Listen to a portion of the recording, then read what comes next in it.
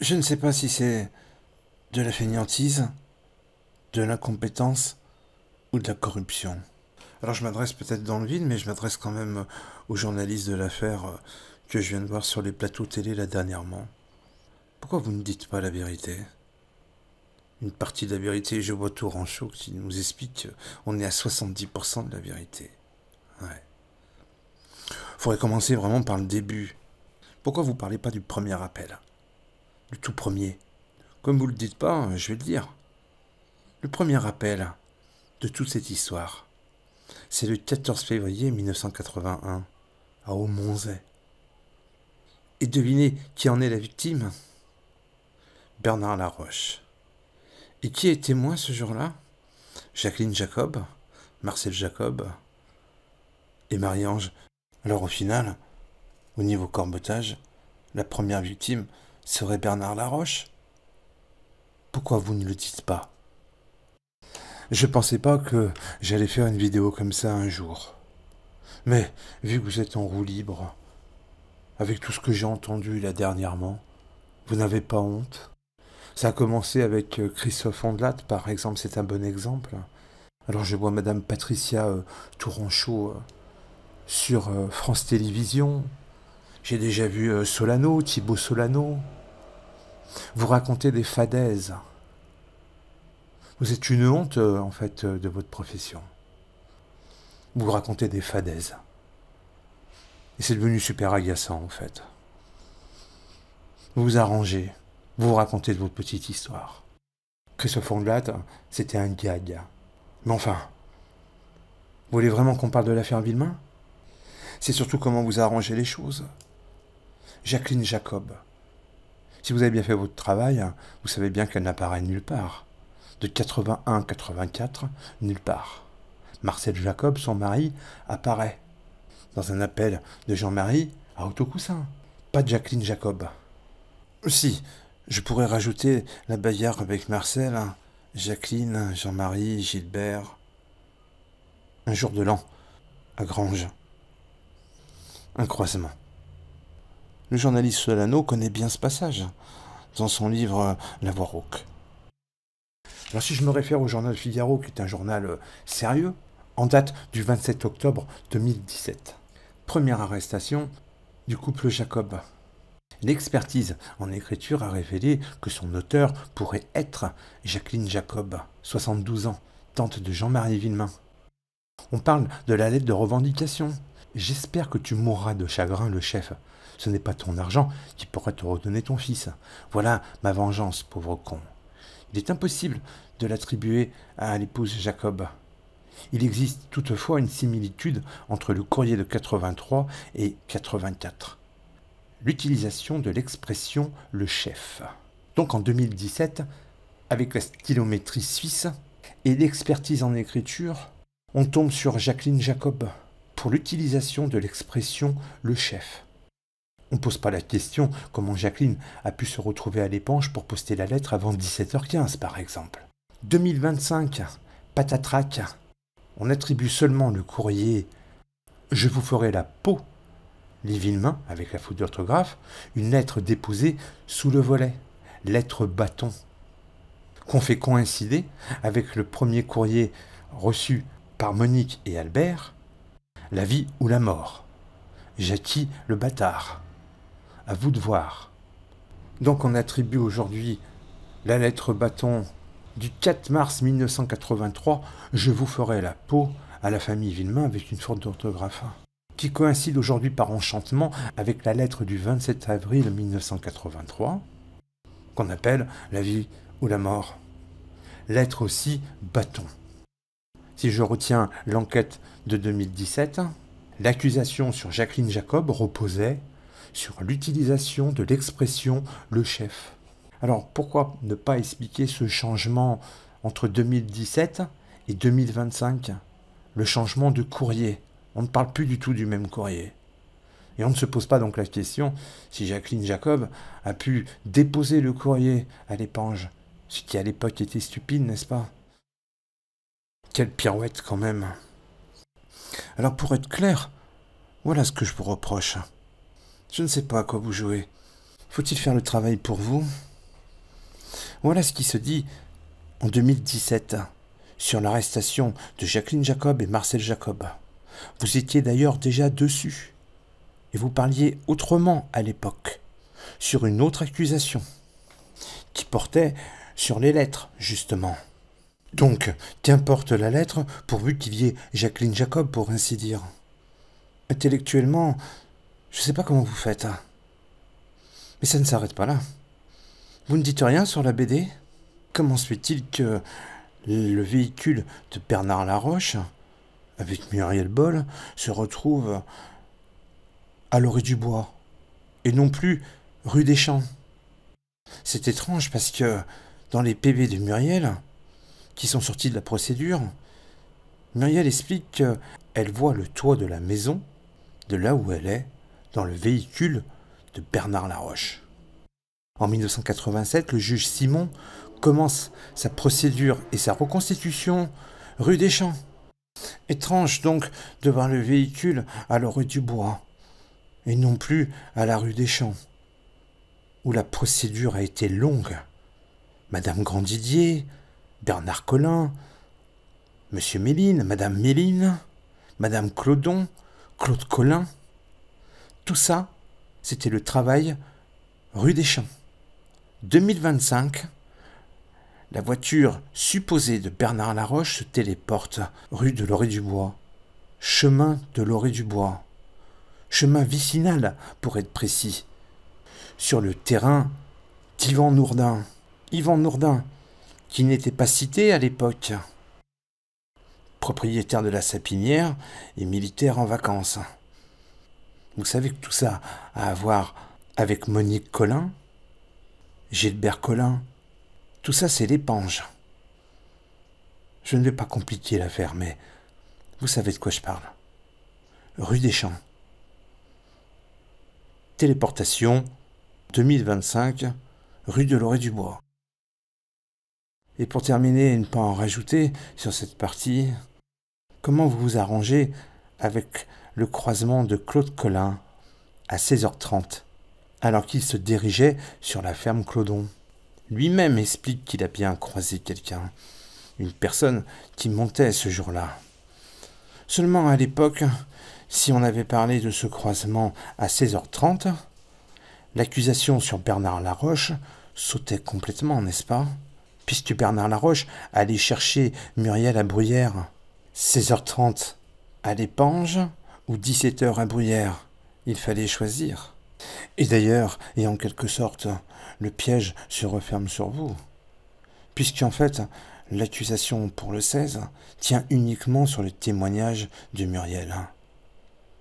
Donc, Muriel, c'est jamais avant 17h dans cette histoire. Minimum. Le croisement de 16h30 avec Claude Collin a été mis de côté sciemment pour faire accuser Bernard Laroche. Et donc, vous vous arrangez comme vous voulez avec les PV de Muriel. Je répète, Muriel nous parle bien de la rue des Champs. Elle ne parle pas de l'Orée du Bois. Comment vous vous arrangez avec ça? Dans votre romance, vous faites vivre des choses qui n'existent pas. Vous êtes en roue libre depuis tant d'années.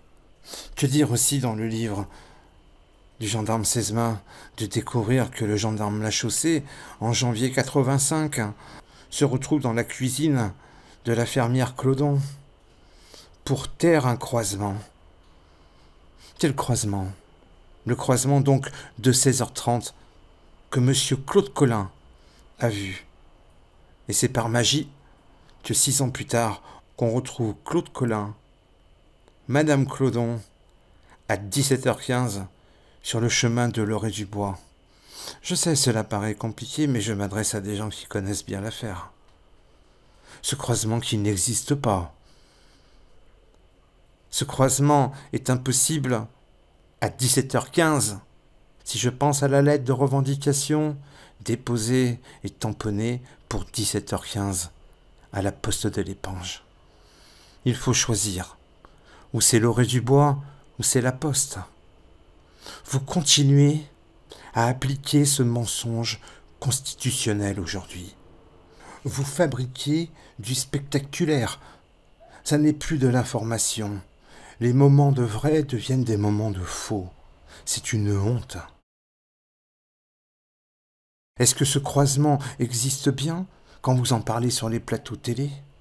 Alors expliquez-nous la lettre de 17h15. Sans Muriel, pas de Bernard Laroche. J'espère que tout le monde a compris. Mais vous ne dites pas, en fait, la vérité. Que personne ne voit Muriel après l'enlèvement de Grégory. Ni au supermarché pour l'achat de vin, ni au PMU, la Renaissance à Bruyères. Personne ne voit Muriel, même pas au croisement de l'Aveline avec Michel, Albert et Monique. Vous répétez dans votre scénario que c'est Muriel avec Bernard. Mais vous ne répondez pas. Ni pour le supermarché, ni pour le PMU, ni pour le croisement. Vous ne vous posez même pas la question. Vous représentez le syndrome typique de Stéphane Bourgoin, lui-même invité dans ce genre d'émission.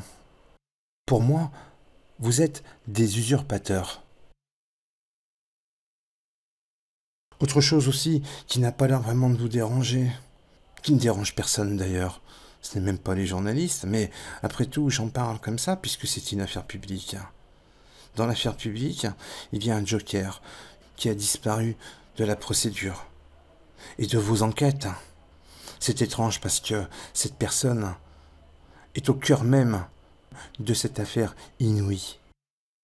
Enfin, c'est surtout le manque de curiosité de ne pas se poser la question que Liliane, Jacquel, dans les années 80, à l'époque de ce corbotage entre Aumonzey, Granges et l'Épange, l'Aveline, Herpelmont, que cette personne disparaisse de la procédure sans que aucun journaliste ait creusé un peu plus. Liliane Villemain, disparue. Comment peut-on faire une procédure sans poser des questions à Liliane et en sortant du chapeau Jacqueline Jacob? Sommes-nous bien d'accord que Liliane est victime, comme son mari, d'un corbeau mystérieux, comme son père, Roger Jacquel? Toute cette partie de cette affaire, depuis 40 ans, a complètement disparu. Elle n'existe pas, sauf dans des journaux d'époque, que j'ai consultés depuis, la première littérature de l'affaire. On parle encore de Roger Jacquel et de Liliane, sa fille. Je n'ai jamais vu l'un d'entre vous faire un travail sur la disparition de Liliane de la procédure. Pourtant, j'aime à le répéter, Liliane et son père ont bien subi un corbeau, comme la famille Villemain, ou la famille Nicole, ou la famille Hollard, ou de Claudine Boulet et son manteau de fourrure, la compagne de Gilbert Collin, l'épange Laveline. Pourquoi pas rajouter que la famille Châtel, la mère de Christine, viennent du même village que la famille Boll. À Laveline, il s'en passe des choses, il n'y a pas que les Boll. Justement, les Nicole, Magron, les Hollard, Daniel Hollard, voisin de Gilberte Blaise, la mère de Christine, par exemple. Ça ne vous dérange pas? On préfère emmerder Jacqueline Jacob pour une lettre bâton, ou même Ginette, la femme de Michel. On préfère même accuser Michel. La sortie de Liliane Villemain de l'affaire, de la procédure. Je rappelle, pour les novices, que Liliane Villemain est la femme de Jackie Villemain et la fille de Roger Jacquel. Elle-même est l'une des seules personnes qui a parlé avec un corbeau mystérieux. L'une des seules qui a enregistré des conversations avec Monique et Jean-Marie. Obsolète, Liliane. Liliane, fille de Roger et de Paulette. D'ailleurs, Paulette, Roger travaillaient ensemble avec Jean-Marie à Autocoussin. Obsolète, Liliane, sortie grâce à son avocat. Amant avocat. Il nous manque pas quelque chose là quand même dans l'affaire? On ne parle pas de Liliane une seule fois. La plupart des gens ne connaissent pas Liliane. Et on parle de Jacqueline Jacob. Loin de cette affaire à cette époque. Je sais que l'affaire repose essentiellement sur la famille Villemain et la famille Jacquel. Il n'y a rien d'autre dans l'affaire. Vous le savez, peut-être, ou vous ne le savez pas, ce qui est pire. Roger Jacquel et la famille Jacob, c'est une vieille histoire. Après-guerre, 1950, l'Indochine, Roger Jacquel, le petit copain de Thérèse Jacob, la sœur de Monique, Thérèse Jacob, la mère de Bernard Laroche. Entre-temps, j'imagine que Thérèse avait rencontré Marcel Laroche à la Cité Jaune. Roger Jacquel, qui se marie la même année que Monique avec Albert. Monique étant enceinte d'un certain Thiebaud. Et Roger Jacquel, marié à Paulette Quinet, famille de Barbé-Sérou et Arantès de Corcieux. L'époque du maquis des années 40 et de la famille Thiebaud. Et oui, l'affaire Villemain, c'est quand même l'affaire Jacquel, bien plus que l'affaire Jacob. Normalement, tout ça, c'est votre boulot, les journalistes. C'est vous qui devriez faire ce travail. Le travail sur Liliane et ses confidents. Bizarrement, il y a bien quelques noms qu'on retrouve dans la procédure et qui sont confidents de Liliane. C'est présenté comme ça. Pourquoi vous n'en parlez pas? Pascal Verdu, Café des ouvriers, Grange. C'est pas difficile à trouver. Qui travaille avec Jackie d'ailleurs. C'est tellement pas difficile à trouver dans la procédure qu'il y a eu une perquisition chez les Verdus. Ou même Pascal Jacot, un collègue de Jean-Marie Villemain, est présenté comme confident de Liliane. Je ne l'invente pas. Je pourrais même rajouter que Bernard Jacot a une sœur qui est voisine de Liliane et de Jackie dans leur nouvelle maison, quai de Vologne. Et donc, à l'appel du 24 avril à Autocoussin, cet appel non enregistré, Jean-Marie citera 4 noms lui-même: Marcel Jacob, Serge Noël, Pascal Verdu et Roger Jacquel. Ça ne vous fait pas réfléchir? Il n'y a pas une répétition? Quel est le problème? Faut-il encore que je le rappelle? Dès les appels de l'hiver 81, Jean-Marie a un doute sur Roger Jacquel. Pourquoi vous ne le dites pas? C'est dans l'affaire. Il n'y a pas de Jacqueline Jacob à cet instant. Il y a Roger Jacquel, syndicaliste, en arrêt maladie, un très très proche de la famille Villemain. C'est l'idée de Jean-Marie. Vous n'avez pas travaillé sur Christian Ollery, le cousin fou, soupçonné par Monique Villemain dans un premier temps, suicidé en avril 82. C'était la première piste de la famille Villemain, suivie de la famille Verdu. Nonoche, le mari de Jacqueline, en parle comme ça. Ça, c'est dans le salon de la maison de Monzet, dans les années 80, à la recherche du corbeau. Jean-Marie a son idée. Roger et Liliane aussi. Pourquoi vous n'en parlez pas? Savez-vous au moins que la seule fois où la femme Corbeau téléphone à Monique, c'est pour parler de la femme de Christian Ollery, qui elle-même avait perdu son fils et allait partir en juillet 84 avec son ex-beau-frère voisin, la famille Pierrard. Solano devrait le savoir, puisqu'il a écrit un livre et qu'il parle de tous ces épisodes. Je parle de la fille d'Yvette, l'autre sœur de Monique. Pendant que j'y suis, je rajoute Suzanne, encore une sœur. Mais bon, je voudrais faire plus simple. Donc, de quoi je parle là ce soir? Je parle de Roger Jacquel et de Liliane, sa fille, et des journalistes dans cette affaire. Est-ce qu'ils vont dire, enfin, eux-mêmes, qui est le corbeau de Roger Jacquel? Jean-Marie Villemain est le corbeau de Roger Jacquel. Liliane, sa fille, pense que son corbeau est Jean-Marie Villemain. D'après les enquêteurs, Roger Jacquel explique qu'après avoir écouté les cassettes de sa fille, il reconnaît la même voix, la voix de son corbeau. Si on suit la famille Jacquel, le père et la fille pensent avoir reconnu Jean-Marie Villemain. C'est alors que Jean-Marie avoue qu'il a déjà téléphoné la nuit à Roger Jacquel et qu'il l'a menacé. Il a même téléphoné à Bernard Jacquot. Jean-Marie est le corbeau de Roger Jacquel. Roger Jacquel lui répond « Le jeu de dupes, messieurs les journalistes, je vous soupçonne de compliquer l'affaire. L'affaire, c'est Villemain contre Jacquel. Nous sommes encore loin du 16 octobre. Mais le 16 octobre, Jean-Marie Villemain prend sa carabine pour aller vérifier à la ferme Jacquel à Granges. Vous connaissez bien cet épisode.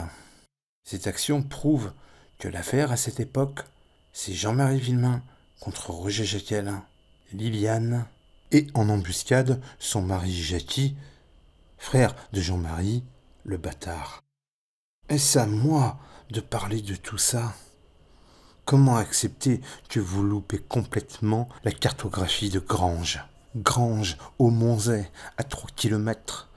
Là où naît cette affaire, puisque la famille Jacob et la famille Jacquel sont du quartier Poutreau, à Granges-sur-Bologne. Quelle erreur encore de votre part de ne pas noter tous ces appels à Granges-sur-Bologne. C'est bien là où il y a eu le plus d'appels.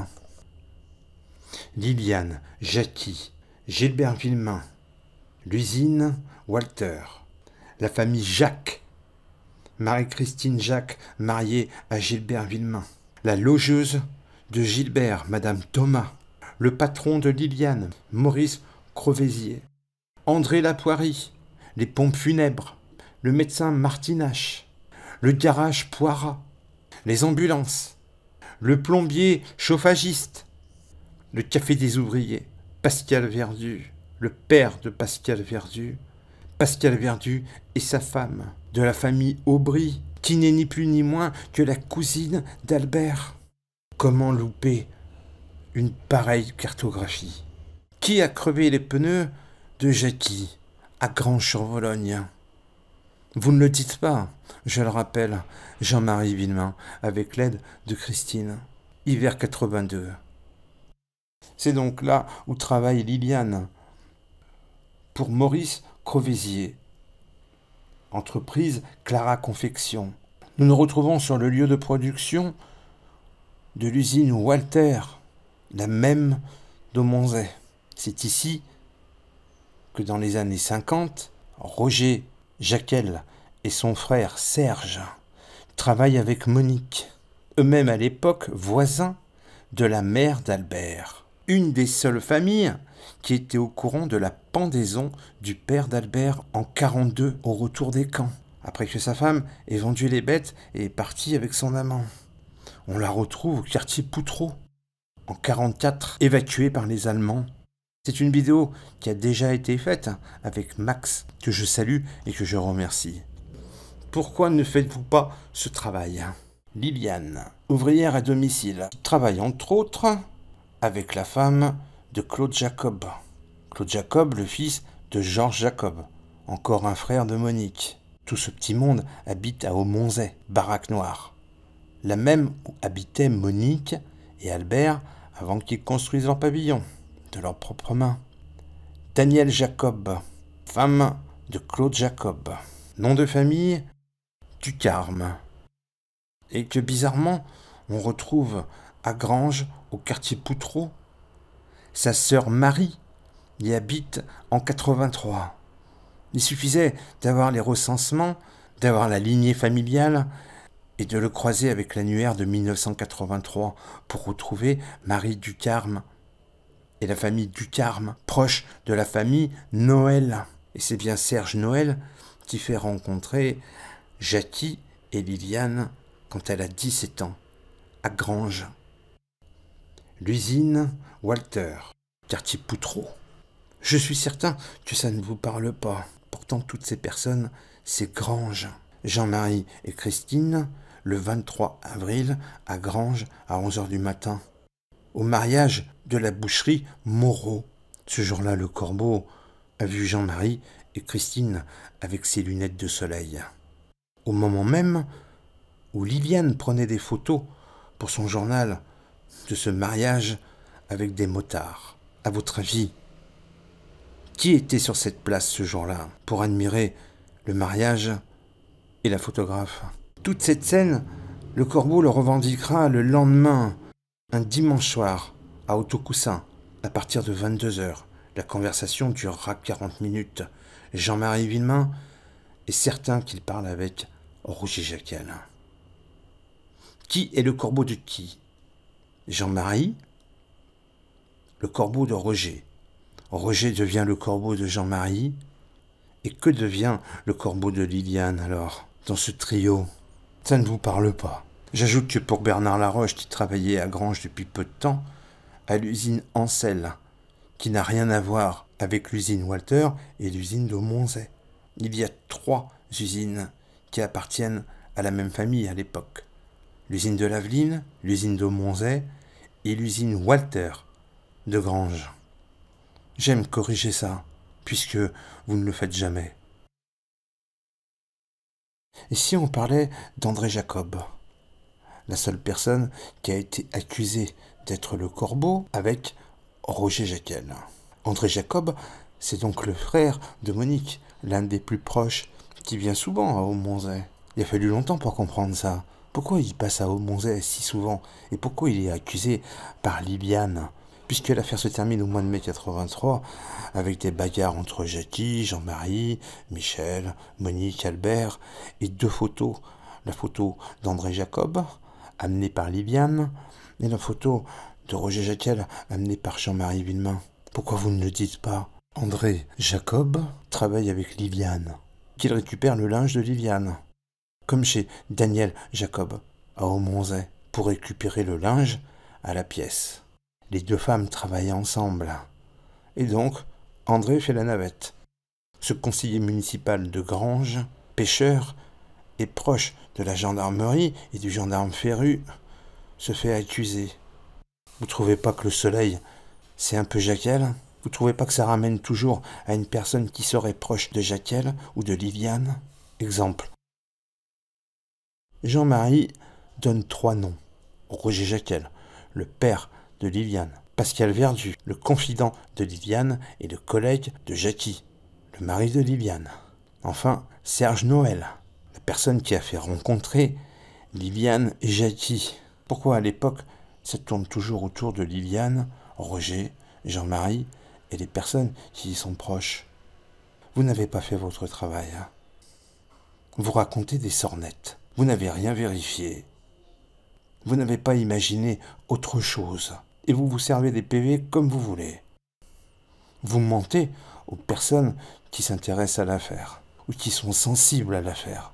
Je parle bien de l'affaire Villemain, Grégory, 1980-1984.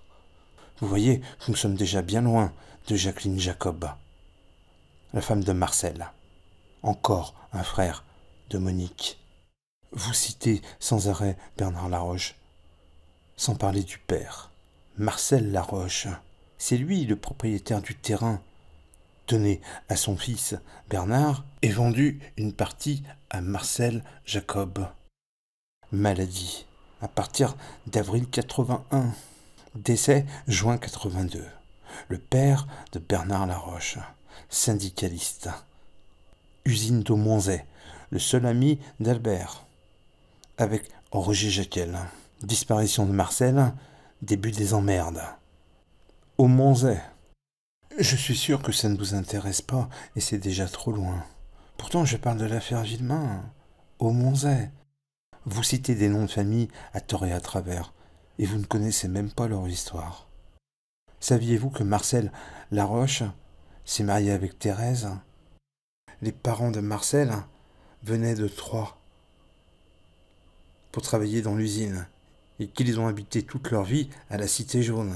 Et Bernard aussi, au début de sa vie. Décès de Thérèse, on retrouve Marcel Laroche dans la maison qu'on appelle la maison Louisette. À l'époque, il y avait encore les parents de Monique. Adeline, Léon, Louisette, Chantal. Marcel Laroche, locataire de la famille Jacob. Mais c'est pas le plus important. Vous n'avez pas fait votre boulot. Et c'est agaçant pour des gens comme nous qui achetons vos livres. Vous n'avez pas fait votre travail. Alors, qui pourrait donner le nom d'André Thiébaut à Jean-Marie Villemain à l'époque de cette guerre de téléphone? Comme au tiercé, les mieux placés, Roger Jacquel, Liliane Jacquel, Jean-Marie Villemain, et ajoutons un joker pour la forme. Il faut la raconter, la belle histoire. Monique, André Thiébaut, Arentès, Barbé-Serroux, juste au-dessus de Granges. Une famille connue, avec la sœur Thiébaut à Granges. Oui, Jackie le savait déjà, dès 72, ou par Cécile, ou par Adeline, sa grand-mère, Adeline Jacob. Mais pour Jackie, ça n'est qu'un nom de famille. Il n'aura même pas le prénom. En 1972, il ignore qui est vraiment son père. En tout cas, il ne rencontrera Thiébaut qu'au début des années 90, avec l'aide des journalistes. Il n'habitait qu'à une dizaine de kilomètres au-dessus de Granges. Mais, en 82, il faut l'actionner, ça. Dans ce jeu de cache-cache, ce jeu de dupes, où Jean-Marie et Roger Jacquel se corbotent. Alors, cet appel que reçoit Jean-Marie, cet appel rapide, qui pour certains fait penser à une femme d'ailleurs, qui cache sa voix, en tout cas une vieille personne, qui actionne sur le nom Thiébaut. C'est du même Thiébaut. Qui pourrait être derrière ce combiné? Roger Jacquel. Je vais même un peu plus loin dans la fantaisie. Roger a reçu des appels dans sa cuisine, à Granges, à 2h du matin, plusieurs fois. C'était Jean-Marie Villemain. Il communiquait aussi avec Liliane, qui n'était pas loin, au téléphone. Paulette Quinet, la femme de Roger, collègue de travail de Jean-Marie, et je vais rajouter une personne oubliée, qui aurait donc tout vu et tout entendu dans la cuisine Jacquel, la mère de Roger Jacquel, qui habitait donc dans la cuisine, non loin du téléphone, au rez-de-chaussée, dans le couloir. La grand-mère est donc témoin de toutes ces conversations, de tous ces appels nocturnes et de cette tension dans la cuisine. La mère de Roger habitait littéralement dans la cuisine. Le lit était dans la cuisine. La mère de Roger Jacquel, la famille Jacquel du Poutreau, voisin de la grand-mère d'Albert. Je ne veux pas compliquer, mais c'est le quartier Poutreau de Granges, dans les années 40-50. Vous savez, la seule cassette avec la voix de Roger Jacquel et de Jean-Marie Villemain a été effacée par Paulette Jacquel pour une recette de télévision. Aucune comparaison n'est donc possible entre la voix à l'époque de Roger Jacquel et les appels qu'il a reçus de Jean-Marie Villemain à l'époque. Toutefois, ce n'est pas à moi de dire qui est le corbeau de Monique, qui se faisait passer pour Roger ou qui était vraiment Roger Jacquel. Ce n'est pas parce que ces journalistes se font balader depuis des années qu'ils devraient nous balader. L'affaire Villemain, Grégory, c'est Villemain contre Jacquel. Baladé par Roger Jacquel le pêcheur, le patient, le militaire, le syndicaliste, chef rebelle, manipulé par sa bleuite parfaite, appelée parfois le complot bleu, pour la guerre d'Algérie entre autres. Cette opération consiste à dresser des listes de prétendus collaborateurs de l'armée française et de faire parvenir l'information aux chefs rebelles pour susciter des purges internes. Roger Jacquel a répondu à Jean-Marie Villemain. Seulement, vous l'avez sous-estimé, Roger, pour mettre à la place un orphelin qui n'a même pas fait l'armée et la guerre, un soutien de famille. En face, un filou. Qui se souvient de l'épisode de Liliane qui filoche son père comme un détective privé et qu'il le trouve à Gérardmer dans des bistrots malfamés? Roger Jaquel en arrêt maladie. Tout se tourne là-bas et personne ne regarde. Roger, Liliane, Grange, Crovisier, patron de Liliane, patron de Daniel Jacob, au Baraque Noire, au Monzet. Transporteur, André Jacob, première victime de la bleuite de Roger Jaquel. Deuxième action, balancer le nom Thiebaud. Troisième action, Jackie le bâtard. Quatrième action, il y a un autre bâtard dans la famille. Festival de vraies et fausses informations. La bleuite. Et que dire de l'interview de Roger Jaquel le 20 octobre dans le journal où travaille sa fille? Il serait pas un peu en train de se foutre de la gueule de Jean-Marie, là? Il parle de son corbeau. Il le croise tous les jours, il en a peur. Il le croise avec sa voiture. Il ne dort plus la nuit. Personne ne lui demande s'il l'a reconnu physiquement. Mais Jean-Marie et Roger savent qu'ils parlent ensemble encore, à cet instant. Mais Jean-Marie a autre chose à penser. L'enterrement de Grégory. Et la bleuite de Roger Jaquel continue. Ne le laisse pas traîner, sinon je l'embarque. Et tu le retrouveras escoffier en bas. Et tu n'iras pas chercher qui c'est. C'est pas la phrase qu'a entendue Jean-Marie Villemain? Escoffier. Quel langage. Quelle promesse. Vous savez, dans le détail, ça ressemble beaucoup à un contrat, à un donneur d'ordre, payeur, redevable, un contrat meurtrier. Cela paraît fou, mais cette affaire, c'est une famille contre une famille, une omerta, et peut-être un contrat, une stratégie. C'est encore une énième vidéo, et je m'adresse un peu aux journalistes de cette affaire, les experts des plateaux. Vous racontez des fadaises, vous êtes des menteurs, au mieux des feignants. Vous avez votre niche et vous pouvez encore la faire tourner très longtemps. Vous ne vous êtes jamais gêné pour faire ça. Il me semblait pourtant que Laurence Lacour avait déjà écrit un livre, Le bûcher des innocents, pour ce mea culpa de votre profession. Je connais trop l'affaire pour me faire manipuler par vos mensonges et vos délires à répétition. Et à la différence de vous, je n'ai aucun filet, aucun salaire, rien à défendre. Juste une partie quand même de la vérité, que vous malmenez par votre incompétence.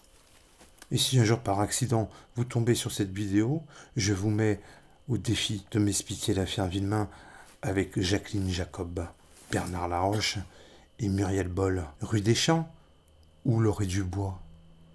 Vous êtes des faiseurs pour moi. Quand je pense que certaines personnes de votre profession ont fait carrière grâce à des affaires comme ça. Si peu de travail pour autant de maisons de production qui nous racontent des bêtises sur l'affaire Grégory Villemain. Vous vous êtes tellement contredit que vous ne faites même plus attention. Vous dites tout et son contraire. Mais surtout, vous ne voulez pas perdre la face. Mais Bernard Laroche n'est pas là-bas, ni Muriel. Et la première partie du corbotage, c'est Jean-Marie Villemain contre Roger Jaquel. C'est ça, la vérité de l'affaire. J'avoue que c'est agaçant de vous voir si léger et d'accuser des gens sans preuve. Juste pour le bon mot, pour la bonne formule sur le plateau télé. Mais tout ça est du vent. Et vous défendez des choses qui sont complètement absurdes, qui s'annulent dans la procédure et l'enquête, justement. Je sais que vous vous arrangez et que personne ne contrôle. Vous êtes en roue libre. Vous citez régulièrement les PV du Muriel Boll. Mais au final, vous avez de la chance que les PV sont sortis de la procédure aujourd'hui. Il serait facile de vous confondre entre le PV du 16 octobre et les grands écarts que vous faites. Les gorges chaudes Et je suis certain que vous ne comprenez même pas de quoi je parle ce soir. Alors, je demande rarement ça, mais j'espère que cette vidéo tournera sous les posts de vidéos qui parlent de l'affaire Villemain. Il faudra bien un jour qu'on nous entende. Je termine avec un bonus qui me plaît bien, un hommage à Albert et Monique sur la route de leur propre enquête en juillet 84. Imaginez Monique et Albert, rue Walter, baraque noire. Ils y croisent Claude Jacob et sa femme en terrasse. C'est alors qu'étrangement, Albert et Monique se lancent sur le sujet du corbeau. Ils en parlent à Claude Jacob et à sa femme. Ils finissent même par inviter le couple à la maison pour faire lire les 3 courriers qu'ont reçus Albert et Monique. J'ai confiance en Albert. Il était malin. Il veut sûrement voir la réaction de Daniel Jacob. Daniel Jacob, dont sa sœur habite en face de l'usine Walter, et il travaille avec Gilbert et Marie-Christine Jacques, la femme de Gilbert.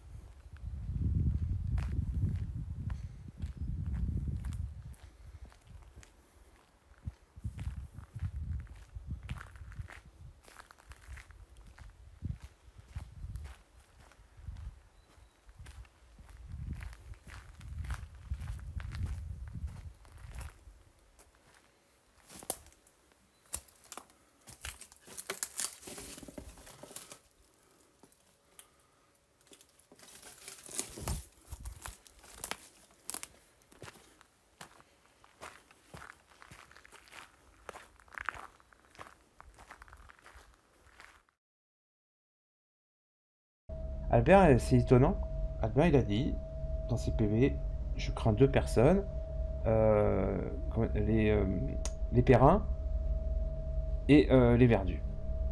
C'est pour ça que j'ai tendance à croire que leur soupçon des Verdus n'est pas sorti de la famille. Et c'est là où ça devient intéressant puisque le corbeau en parle. C'est vrai que là, moi je suis bug. Hein. Moi je pense pas que c'est monté jusqu'aux oreilles des Verdus. Enfin, ou que... Non, mais peut-être que c'est monté jusqu'aux oreilles, va savoir. Mais je vois pas Monique aller voir les Verdus en enquêtant sur eux directement. Je pense pas. Ou de leur dire, tu vois. Ils n'ont pas non plus reçu un appel anonyme en accusant les Verdus. Et c'est pour ça qu'ils ont mis la table d'écoute après chez les Verdus. Il n'y a pas une histoire comme ça? Vas-y, Tu sais, il y a une table d'écoute, justement.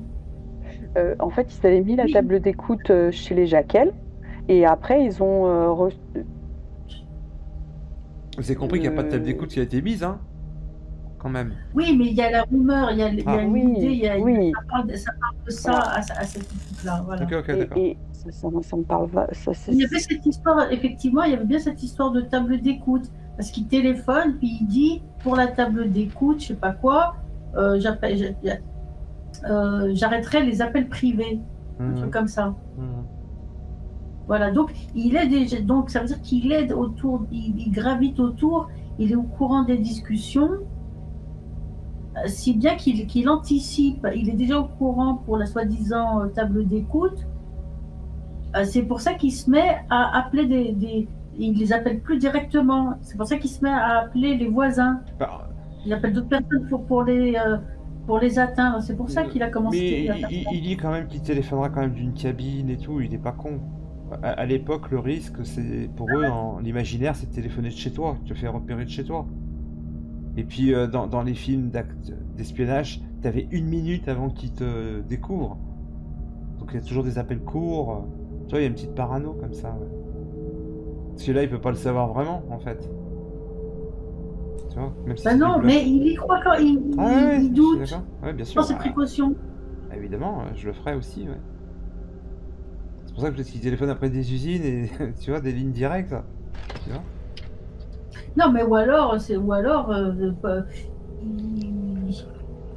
il fréquente le café des ouvriers. C'est là-bas qu'il se renseigne.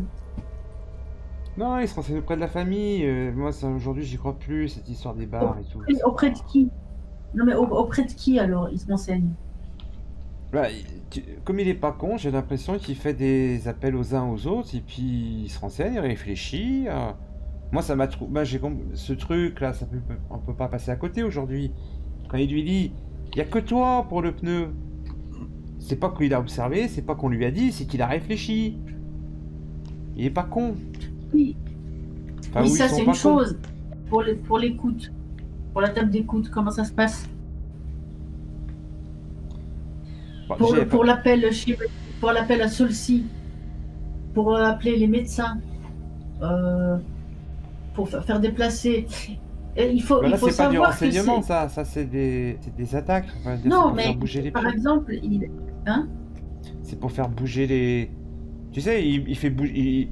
Il imagine c'est un vase et puis de temps en temps il secoue un peu tout ça et puis hop, il attend que ça bouge. Ah, ça y est, je l'ai trouvé.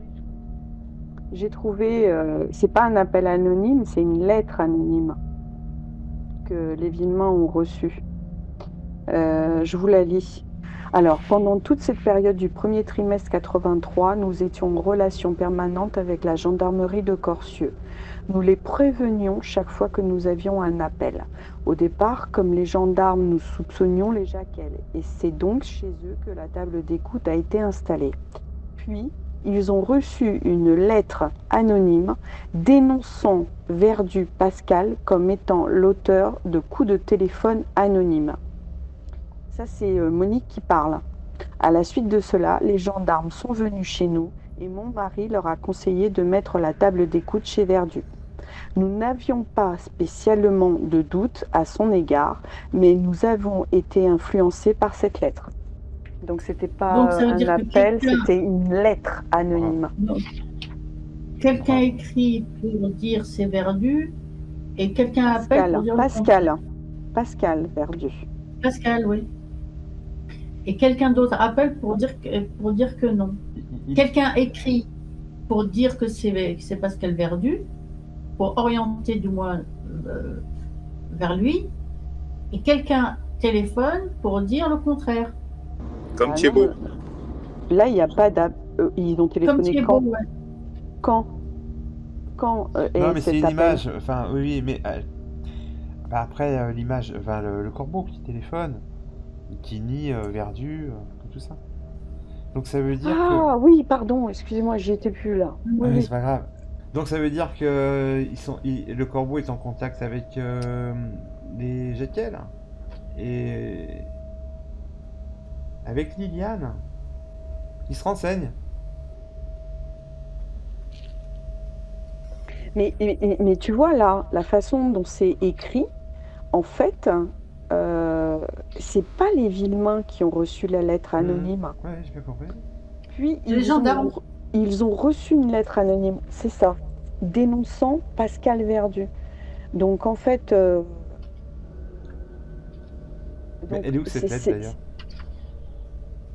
Et d'ailleurs, dès le début, il y a une rumeur et ils disent ils sont sur les Verdus, ils sont sur la Christiane. C'était ça le début de l'histoire. Ouais. Ça- Est-ce Mais que, la est-ce lettre, que elle est vous envoyée. vous Attends, souvenez, la est-ce lettre, que elle est vous est-ce que vous vous souvenez quand est-ce que le corbeau dit à Jean-Marie, c'est pas les Verdus là? Est-ce que vous vous souvenez? C'est l'appel C'était d'Autocoussin. quand? C'est en avril 83. Non, Avril t'es sûr? Bah, c'est Autocoussin. Ok. C'est l'appel d'Autocoussin. C'est le 24 avril 83. Voilà. Et Mhm. là, c'est début 83. Enfin, il y a encore un décalage quand même. À chaque fois, il y a un décalage. Hein. La lettre, ils l'ont reçue début 83. C'est ce que tu dis. Les gendarmes, ils en ont fait quoi de la lettre, je veux dire? Ben, on n'en sait rien. Moi, j'ai jamais vu cette lettre nulle part. Hein. C'est la lettre oubliée, alors. On peut l'appeler comme ça. La seconde lettre oubliée. Dans le dossier. Elle a Parce que disparu, tu crois? Non, mais est-ce qu'ils l'ont mise dans le tas des ADN, là, dans les recherches, cette lettre? Parce qu'ils disent qu'il y a 21 lettres. Donc moi, j'en connais pas beaucoup, des lettres, hein, ça. Oui, Moi, mais je pense oui, qu'elles les doivent gens, être toutes Oui, oui. y être. Hein. Je sais pas. elles y sont toutes, hein. Ouais. Cornélie, t'inquiète, vous hein. pensez? Oh oui. Bon, oui, sûr. Il faut espérer. Bah, sinon, elles seraient pas dans la synthèse. Hein. Je sais pas, parce que le dossier, il a quand même vachement... Bah, Cornélie, elle y est pas. Hein. Il n'y est pas? Ah oui, c'est vrai, c'est le bouquin. Oui. Non, mais c'est des lettres C'est très comme ça, intéressant ils ce que vont tu as dire- dit. Ouais, mais ça, je le savais pas. Donc, c'est la lettre début 83. Donc en fait, le L'une des corbeau, per- quand il parle à Jean-Marie, quand il dit à Jean-Marie, c'est pas les Verdus, il est au courant de ce qui s'est passé. Il est au courant Ça dit- que les gendarmes ils ont reçu une lettre anonyme qui les a aiguillés sur Pascal Verdu. Il Mais est ça au dépend courant. à quel point ça dépend à quel point Pascal Verdu ou les Verdus ont été importunés Bah, par les gendarmes, j'entends. Bah, imaginons que c'est vrai pour la table d'écoute, Il n'y a pas eu de table d'écoute. même chez les Verdus. Mais non. Je crois que les filles qui vont se faire chier à faire ça. Corazzi, En au fin de moins, compte, on n'en sait rien. En tout Non, cas, non, l'essentiel, Corazzi, c'est que bah. pour lui, il y croit. Écoute, lui, Ah oui, il y croit. il y croit, oui. Oui, je suis d'accord. Apparemment, il est inquiet. Ça a l'air de l'inquiéter, en tout cas, cette histoire. Donc, Mais attends, ça veut oui. dire Vas-y. ça veut dire qu'il ne commence à s'inquiéter que lorsque ça commence à brasser autour de Verdu. C'est ça. Puisqu'après, Mais il c'est- appelle plus, il envoie des lettres anonymes. L'une des personnes qui est en relation très rapidement avec la gendarmerie, c'est Liliane. Avec Ferru. Oui, mais pour que le corbeau, il arrête d'appeler, c'est parce qu'il a peur, effectivement, des tables d'écoute. Parce que pour Oui. lui, c'est vrai. Je suis D'accord? Même si nous, on sait aujourd'hui que c'est pas vrai, mais à l'époque, ils ont balancé le truc et tout le monde y croyait. Donc ça veut dire que s'il sait pour Pascal Verdu sur la table d'écoute, ça veut dire qu'il est près de Pascal Verdu. Oui, oui. Ouais, bah oui, évidemment, bien sûr. Il est proche de lui. Vous voyez? Bah, il y a ce petit groupe d'amis avec Liliane, Jaco, tout ça, on connaît. Il tient un peu le bistrot. Parce que il a sa vie. Si ça venait de la filature, je pense que si ça venait de la filature, il aurait moins peur parce que la filature, il y a beaucoup de monde. Donc il a des échanges un peu plus privés, peut-être. Ouais, exactement. Il traîne avec qui, on sait? Bon, on sait qu'il est proche de Liliane et Jackie. Ok, mais à part eux. Vous rappelez? Bah non. Un peu avec qui il traîne, non? Enfin, si, c'est ce que tu dis, le groupe de Liliane, là. Jaco, Non, mais ça peut être un client du bar. Ça peut être les gens qui viennent au bar. Il y a Andlower qui y va. Tu sais, au bar, il y a beaucoup de monde qui y passe. Mais il n'y est pas tant que ça, il explique. Non, mais oui, il y a beaucoup de monde, mais tu as les habitués, là, tu sais, ceux qui restent avec toi quand t'as fermé la porte. Il faut comprendre, attends, parce que le bar, il réouvre en 81, en fait. Hein. Pas avant. Oui, bah c'est la période qui nous intéresse. Ouais, c'est exactement la période qui nous intéresse. Ouais, il faut réfléchir à ça. En tout cas, le mec, il a en commun Marcel Jacob et comment il s'appelle. Tu dis ça parce que en fait, il dit ouais, c'est pas Marcel Jacob Verdu est à exclure. Tu dis ça par rapport à ça. Oui. Donc pour toi, tu te dis bah il connaît super bien Marcel Laroche et il veut le dédouaner. Du moins, il est dans leur environnement. Tu vois? Après, il a pu échanger sans c'est-à-dire que puisqu'on sait qu'il va à la pêche au renseignement, puisqu'il se renseigne, il a pu échanger. Ce que je veux dire, c'est que peut-être il échange avec l'un, il échange avec l'autre. Mais le Verdu, pour toi, c'est qui? C'est Pascal ou c'est André? Comment? Pour R, c'est plutôt Pascal par rapport à l'usine d'Aumonzay. Parce que Marcel Jacob, il bosse aussi à la même usine. Donc là, du coup, moi, je pense que c'est Pascal aussi. Donc en fait, c'est quelqu'un. Vas-y, finis. Non, parce que je suis d'accord avec vous. C'est simplement sur un tic de langage. Il dit pas Pascal, sauf sur la lettre de dénonciation à la gendarmerie. Sinon, c'est les Verdus. Bah non. À l'appel, il dit c'est pas Pascal Verdu qui vous veut du mal. C'est nous qui prenons des raccourcis. Il dit c'est pas Verdu qui vous veut du mal. C'est pas Verdu qui vous veut du mal. Verdu. Voilà. Non, pour moi, c'est donc Verdu. Si, hein? Attendez, vas-y, allez-y. Donc s'il dit c'est pas Verdu, c'est qu'il sait que le café est mis sur écoute. Ouais, non mais. Oui, voilà. Non mais parce que Pascal Verdu a pu lui en toucher 2 mots. Il y a quand même eu une lettre anonyme qui est arrivée chez la gendarmerie pour dire c'est Pascal Verdu. Donc il est proche de Pascal Verdu et de Marcel. Le Corbeau, c'est soit comme c'est une lettre qui est arrivée à la gendarmerie, soit il a ses entrées à la gendarmerie, soit il a un pote. Alors. Soit il se renseigne directement à la source. Alors, ça va, les gendarmes sont pas prêts de guetter mon coin.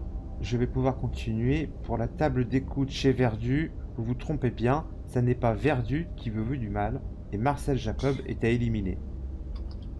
Alors, la table d'écoute, elle est chez qui? Elle est chez Pascal ou chez son père? Chez les Verdus, ils disent. Il y a deux lignes. Nous, on sait il y a 2 lignes. Oui, il y a 2 lignes, mais c'est quoi? C'est le bar qui est sous écoute? C'est leur maison? C'est pas précisé. Ils disent juste que ils ont mis la table d'écoute. Mais si c'est Pascal qui est dénoncé, moi je trouverais logique que ce soit chez Pascal, puisque c'est lui qui est dénoncé. C'est lui qui est dénoncé, voilà. Et donc, comment il s'appelle? Le Corbeau, il revient avec cette information. Quand il dit Verdu, lui, comme Jean-Marie Villemain, ils comprennent Pascal Verdu, tous les deux. Parce que Jean-Marie n'a pas l'air de réagir, il ne se pose pas la question, il sait. Mais moi, je te dis pas non, en fait. Tacitement, ils savent tous les deux de qui on parle, hein? Non, je te dis pas non. Je voulais juste être précis, tu vois. Il me semblait bien que c'était pas nommé Pascal. Après, ce que tu dis, oui, ça se défend Oui, largement. oui, exact. Je te dis pas le contraire. Cette lettre de dénonciation, ça le fait sortir du bois. Et c'est vrai que il a l'air d'apprendre ça bien plus tard. Eh ben, si elle est arrivée en début 83, l'appel c'est Et il réagit combien de temps fin après? avril. Ça ferait 3 mois, ouais. Ah ouais. Il réagit tard. Comme à chaque fois avec le pneu, enfin plein de trucs. Enfin, il a jamais parlé du pneu, mais la vie de casser. Non, mais ça. c'est vrai, Louisette, comme à chaque fois, il réagit avec un décalage dans le temps. C'est un mois, c'est 15 jours, c'est un mois, c'est 2 mois. Mais parce Et il faut bien que ça lui arrive à lui. Il faut que ça arrive à ses oreilles. ben, Donc c'est c'est ça. pas de l'instantané. C'est pas ça. sûr. C'est pour ça qu'il y a des proxys. C'est pour ça que les gens que le corbeau côtoie sont bien à l'usine d'Aumonzey. Lui n'y est pas, parce que sinon il aurait l'information en instantané. Donc les gens qu'il côtoie à Aumonzey, il ne les voit pas tous les jours non plus. Et genre, il doit les voir même pas le week-end, quoi. Justement, Jackie, les Verdus, tout ça, ils vont décider de travailler les week-ends. Tu vois, ils travaillent ils se font la semaine sur tout le week-end. C'est pour sauver la boîte hein, qu'ils font tout ça. Hein. C'est des adaptations. Parce qu'ils souffrent aussi à Aumonzey. Cette partie-là, de toute manière, je me dis, comme il y a eu un sacré chamboulement à Granges à cette date-là, c'est le début un petit peu du merdier du corbeau. Hein. C'est bizarre que ça arrive à ce moment-là quand même. Il y a tellement de coquilles au final dans ce anal. Ouais, exactement. Que des fois quand ils parlent de Granges, Aumonzey, pour eux ils font peut-être pas la différence, je sais pas trop quoi, tu vois. Bon, au début, Gilbert, je croyais qu'il travaillait à l'Aveline. Moi aussi. Tu vois, c'est qu'à voir. Pour comprendre au final que non, il était à Granges. D'où la question. Je l'ai bien eu le petit con, hein. Tu vois? Ah, ça me parle, hein. Parce que alors là, il est à Granges. Lui. Ouais. Il le fait sortir de Granges. Ça me parle. Ouais. Je l'ai vu, il est sorti, je l'ai bien eu, quoi. Je l'ai bien eu, je l'ai vu, quoi. Ouais, alors qu'on a l'impression que je l'ai vu arriver à Aumonzey. Bah non, pas forcément, justement. Alors là, il faut peut-être bien connaître le rouage de l'usine aussi. Et puis le mec, c'est peut-être... Comme il se fait pas réembaucher, et puis il traîne, alors ça va quoi? Du bistrot à l'usine je sais pas, tu vois, il y a peut-être des mecs qui sont pas contents. Il y en a que pour les Villemains. Et puis lui, le truc le plus formidable, c'était quand même dans le détail, quand Jean-Marie lui dit mais pourquoi pas Gilbert? Qu'est-ce qu'il lui dit, le corbeau? Il dit bah non, il a une bagnole toute pourrie. Moi, il connaît bien la bagnole de Gilbert. Elle est toujours en panne. Elle est toujours en panne. Ça veut dire quoi? Ça voudrait dire quoi? Ça veut dire, bah, si elle est en panne, ça veut dire qu'elle est garée devant chez lui. Ouais, mais ça veut dire que le mec, il est de Granges. Non, mais quand il vient la voir, non, mais il s'agit de le localiser. Il te dit il nous dit plutôt que la voiture de Gilbert, elle est toujours en panne. Elle est garée devant chez lui. Ça voudrait dire que peut-être dans son parcours, le gars, il passe par devant chez Gilbert. Tout à fait. Ouais, il doit voir Gilbert en train de bricoler sa voiture. Ouais, mais bon, la voiture, elle marche quand même. Elle a dû tomber en panne plusieurs fois, mais elle marche justement. Parce qu'il va à l'usine. Mais peut-être qu'il la voit la bricoler. Oui, exactement. Mais il va aussi à Aumonzey, il va voir Marie-Christine, il va chercher sa femme. Au départ, quand ils se rencontrent, l'un et l'autre, ils habitent pas encore chez Madame Thomas. Et après, ils travaillent... En fait, Gilbert, lui, sa bagnole, quand il la traîne à Granges, il va à Aumonzey. C'est pas difficile, ouais. Ou sur son parking, en train de la bricoler. Oui, n'empêche que Gilbert, il vit rue de Lattre-Tacine. Oui. Et voilà, encore cette grande avenue qui nous ramène encore sur le garage Poirot, je sais plus, et l'environnement là de cette rue. Bah oui, le fuel, je suis au café Lénard. Il est pas loin, le mec, il est pas loin. Je Il vous est à ai vu avec côté. les lunettes de soleil. Franchement, on est con de... C'est là, quoi. Bon, il est là. Ouais, c'est les Et Champs-Élysées d'ailleurs, les Champs-Élysées de Grange. C'est les Champs-Élysées de Grange. Ouais, ouais. Évidemment. Il y a eu des trucs, il y a eu ce sacré règlement de compte après. Hein. C'est pour ça qu'ils ont été les chercher pour aller faire l'Indochine, l'Algérie. Puis ça se termine avec le sac. Que des bons. Et oui, le sac et tout ça, mais bien sûr. Et le Quand sac, je dis ça, Barbouze, c'est pas rien. Hein. la chute du sac, c'est 81, hein, faut pas l'oublier. Ouais, exactement. Ouais.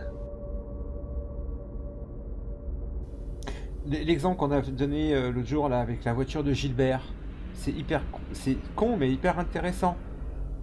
Quand il lui dit pourquoi tu t'attaques pas à Gilbert, tout de suite tu lui parles de sa bagnole. Il connaît mieux la bagnole que Gilbert peut-être. Et quand il le fait sortir de l'usine, c'est l'usine de Grange. Je l'ai bien eu le petit con. Ça pour moi ça c'est Grange.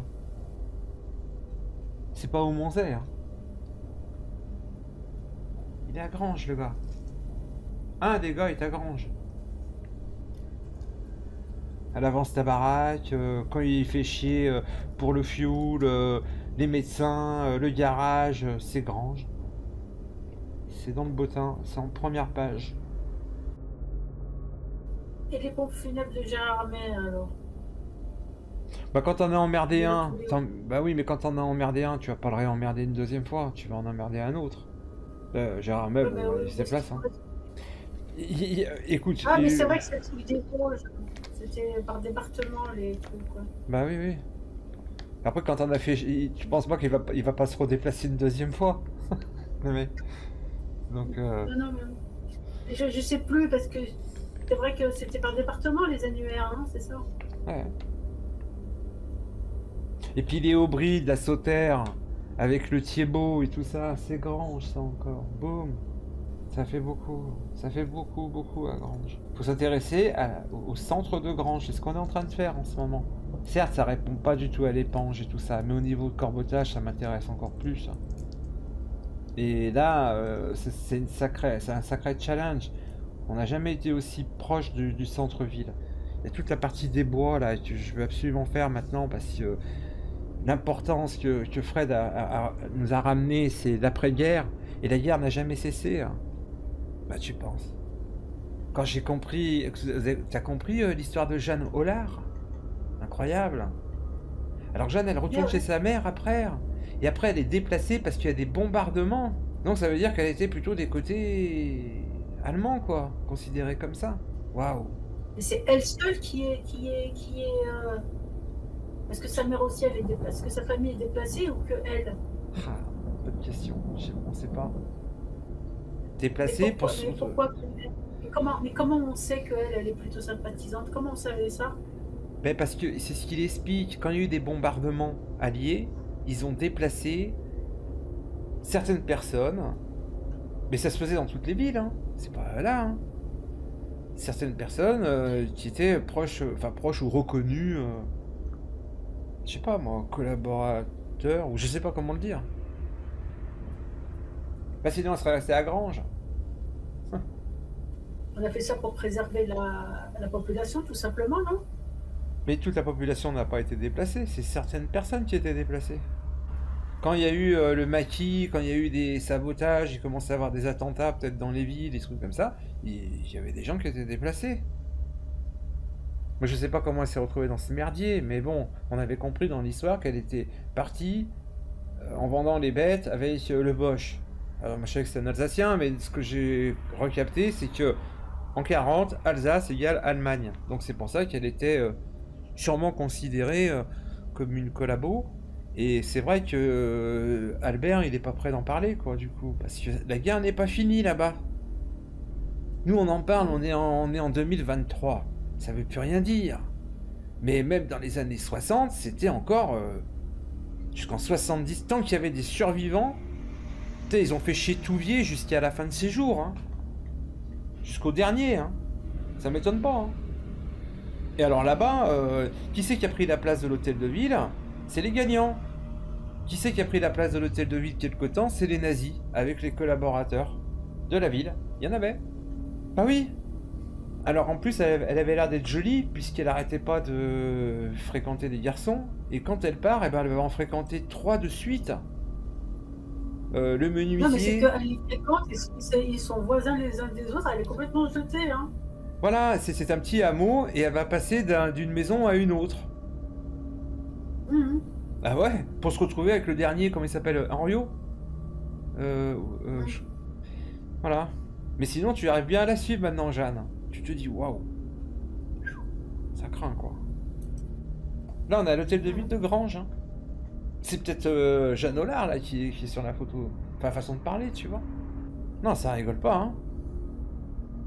C'était une place majeure pour la guerre à l'époque, et là-bas, ça a vraiment bardé. Quand tu te rappelles la ferme Thiebaud et tout ça, le maquis, la bagarre, et ben après il y a eu des règlements de compte. Et ben ça s'est pas arrêté. Et les vainqueurs, et ben c'est ceux qui sont au centre de la ville après guerre. Les Verdus, le maire, et tous ceux qui n'ont pas collaboré. C'est eux qui vont prendre la place.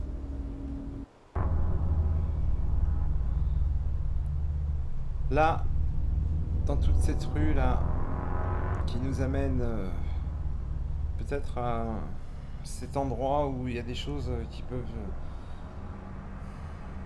s'être passées, quoi. Au téléphone, hein, je parle, ça n'a rien à voir avec le bien 16. sûr. Non, on parle bien de ça. Il faut se délester de certaines choses dans cette affaire aussi. Il faut arriver à faire la part des choses aujourd'hui, et moi je crois pas, par exemple, à un complot avec plein de gens qui seraient une dizaine et qui auraient tous comploté au même moment, au même instant, Façon des petits nègres. même à des degrés différents. Je me dis qu'au bout de 38 ans, et avec toute la pression qu'il y a eu, il y en aurait bien qui aurait lâché quand même 2-3 trucs. Enfin bon. Bien sûr. Si il y a une omerta qui est là depuis très longtemps, j'ai l'impression que c'est plutôt familial. En famille, tu te balances moins quand même. Et là, force est de reconnaître que la partie ici, là, je le vois juste en termes symboliques. Ça, c'est Jacquel. Si tu élargis, c'est un peu plus Jacquel ici que les Villemains. Les Villemains, c'est au Monzet. C'est un village contre un village, j'ai envie de dire. Enfin, c'est presque le même d'ailleurs. Mais... Oui, Et ils ont fusionné depuis. je comprends que même l'omerta chez les Villemains, à l'époque, elle était là. Puisque des deux côtés, ils se doutent déjà de qui est qui fait quoi. Il y a quelque chose là, ça n'a jamais arrêté. Dès 81 jusqu'en 84, c'est ça en fait, la ligne directrice. De temps en temps, ils ont bifurqué sur Verdu, sur Serge Noël par exemple. Mais Verdu et Serge Noël, ça a à voir avec la constellation de Liliane, encore une nouvelle fois. Ça nous ramène à Liliane. Liliane, je me dis, ça suffit pas. Mais Liliane, c'est quand même une Jacquel. Pourquoi ça parle sans arrêt des Jacquel? C'est les Jacquel, c'est les premiers emmerdés, entre autres par le couple Villemain. Alors, est-ce qu'il y a quelqu'un là justement qui interfère, mais qui est assez proche déjà de Liliane, sans être découvert, et qui serait assez proche aussi des Villemains, ce qui est pour les Jacquel pas difficile. Je rappelle que ça démarre quand même, les rencontres Villemain-Jacquel, ça démarre Roux-Poutreau déjà dans les années 30. Dans les années 50, Monique en parle, où elle voit, où elle a aperçu, on ne sait pas vraiment, Roger Jacquel dans le lit de sa sœur. Plus tard, Albert est pote avec Roger, puisqu'ils vont à l'hôpital ensemble pour Liliane, qui s'est brûlé les mains. En 1980, Roger Jacquel est dans la cuisine de Monique pour demander à ce qu'elle arrive à calmer Jackie avec sa fille. Tout ça, ça tourne autour... Je rappelle, je rajoute aussi Otto Coussin, puisqu'ils ont tous travaillé ensemble dans les années 70. Il y a un lien très très fort, Jacquel Villemain. Beaucoup plus fort, qui semble être caché dans l'affaire. Et j'allais dire, même peut-être antérieur, dans les années 25-30, tu as démarré plus ou moins à 30-50, mais 25-30, oui, quand Jeanne, alors elle n'était pas encore Villemain, elle était Hollard, mais elle habitait au Poutreau avec ses parents, donc la mère d'Albert Villemain, et elle travaillait, elle était à l'usine, toujours cette même usine avec Jacquel. Mais justement, il y a peut-être pour moi, il y a sûrement quelqu'un qui interfère là au milieu. Mais forcément, il doit être proche ou de la cuisine de Monique ou de la cuisine de Liliane. Voilà. Oui, ça fait très... la boucle est bouclée. Alors il faut choisir. Alors entre les deux, oui, il y a Michel et tout, mais par exemple, dans cette histoire-là, je le dis haut et fort parce que c'est vrai, on ne dit pas suffisamment. De 81 à 84, pas une fois, mais après, bon, pas une fois, j'ai vu Jacob ou Laroche désigné ou suspecté d'être le camp. Il n'y a pas, ça arrive après, ça. Ça arrive après. Mais en 81, il n'y a personne qui est en train de douter de Bernard Laroche ou d'un Jacob, ou ils sont sur Liliane et Jackie. Oui. Ouais.